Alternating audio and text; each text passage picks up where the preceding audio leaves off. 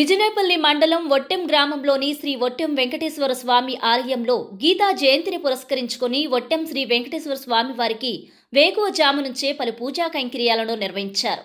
ఈ సందర్భంగా స్వామివారికి ప్రత్యేకంగా పుష్పయాగాన్ని వైభవంగా నిర్వహించారు.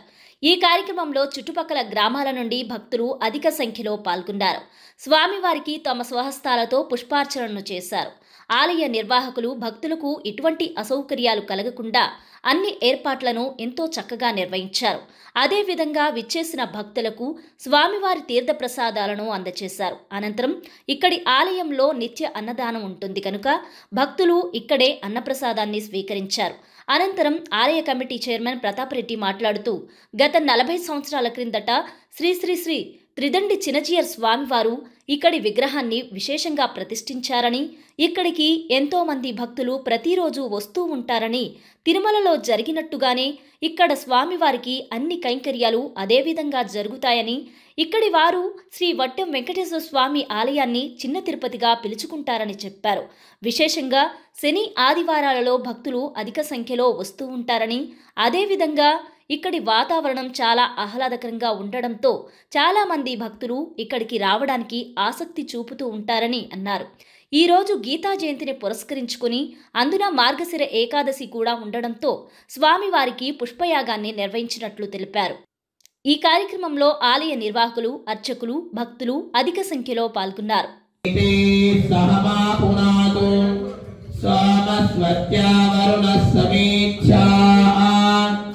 యమరాజా ప్రధునామి పురాతుమా జాతవేద మోజ్జయంత్యా పురాతు ఏన దేవా పవిత్రేణ ఆత్మానం పురతే సదా తేన సహస్రధారేణ భావమాన్యః పురంతు వా ప్రాజాపత్యం పవిత్రం శతోధ్యామగం హిరణ్మదామావస్థిత మదనుగ్రహకామ్యయా విద్యదావతార విహామిమత మంత్రసిద్ధిద మంత్రశరీరం నమో నమః లక్ష్మీనారాయణ నమావాహయామి స్థాపయామి పూజయామః.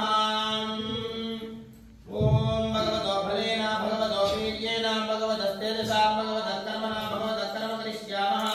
శ్రీ సూక్తం పఠిత్వా షోడశాహుతిర్హుత్వాం. ఓం శ్రీ రక్షాబంధనదేవతాభ్యో నమః. వాహయామి స్థాపయామి పూజయామి. ఓం శం మహారాజ పరమేశ్వరాత్మనే నమః. ఓం యాం మహారాజ హుషాత్మనే నమః. ఓం రామ మహారాజ విశ్వాత్మనే నమః. ఓం వాం మహారాజ హృదాత్మనే నమః.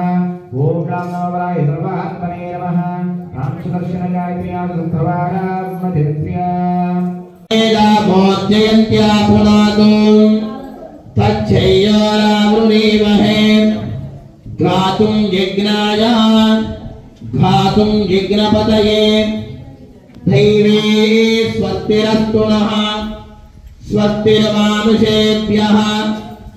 ఊర్ధ్వం జిగాతు భేషజం షన్నో అస్తు ద్విపదే షట్చతుష్పదే. ఓం శాంతి శాంతి శాంతి. నమః మహాసిద్ధయే నమః అనిద్ధేమస్తుభే నమః శ్రీమతే నమః అగేయాత్మనే నమః మహాదుర్గే నమః మహాశ్వాసాయ నమః మహీభక్తే నమః శ్రీ శ్రీనివాసాయ నమః సింగాదయే నమః అనిరుద్ధాయ నమః శులానందాయ నమః గోవిందాయ నమః గోవిదాపదయే నమః గరీచయే నమః ధమనాయ నమః హంసాయ నమః సువర్ణాయ నమః విరవే నమః. ఓం కండపరశవే నమః. ఓం సమాత్మనే నమః. ఓం వాసవికాయ నమః. ఓం సమాయ. ఓం శ్రీధరాయ నమః. ఓం క్షత్రియాంతకరాయ నమః.